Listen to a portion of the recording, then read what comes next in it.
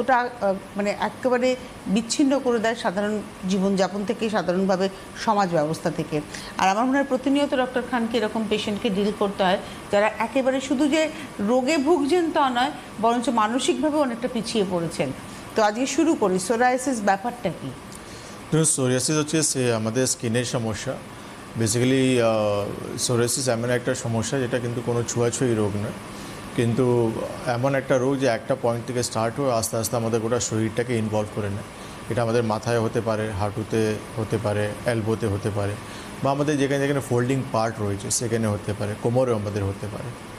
Psoriasis এমন একটা সমস্যা, আমরা দেখি প্রচুর মানুষ অনেক ধরনের ট্রিটমেন্ট করেন, অয়েনমেন্ট ইউজ করেন বা কিন্তু কিছু ওষুধ খান, কিন্তু আমরা দেখেছি মানুষ আলটিমেটলি পুরোপুরি যেটা রেজাল্ট হওয়া উচিত সেই রেজাল্টটা পাচ্ছেন। আয়ুর্বেদ বলছে রুট কজ থেকে ট্রিটমেন্ট করলে আমরা এখান থেকে ইজিলি বেরিয়ে আসতে পারি। কেন আয়ুর্বেদে সোরিয়াসিসকে আমরা খেতিবার সঙ্গে কোরিলেট করছি। ক্ষুদ্র কোষ্ঠ বলে একটা আমাদের চ্যাপ্টার রয়েছে, তার মধ্যে কিন্তু সমস্ত স্কিনের রোগটাকে ইনভলভ করা হয়েছে। সোরিয়াসিস এমন একটা সমস্যা, আজকে আমরা আমাদের প্র্যাকটিসে আমরা দেখি প্রচুর পেশেন্ট, কারণ কি যেটা আপনি বললেন সাইকোলজিক্যাল আর সামাজিক দিক থেকে তারা কিন্তু প্রচুর সাফার করছে। কেন এটা এমন একটা সমস্যা যখন আমাদের শরীরে আসে, একটা তো সবথেকে বাজে জিনিস যেটা লাগে আমাদের সেটা হচ্ছে ইচিং।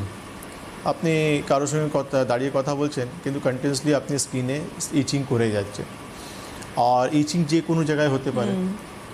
আর এমন মানে কন্ডিশন হয়ে যায় যে পেশেন্ট প্রচুর মানে নিজেকে লজ্জা ফেস করতে হয় পেশেন্টের। এবং মানুষও তাকে দেখে একটু ইরিটেট হয়ে যান যে এই মানুষটি আমার পাশে কেন দাঁড়াবে, গায়ে গায়ে লাগাতে দেবো না, এরকম অনেক ব্যাপার হয়।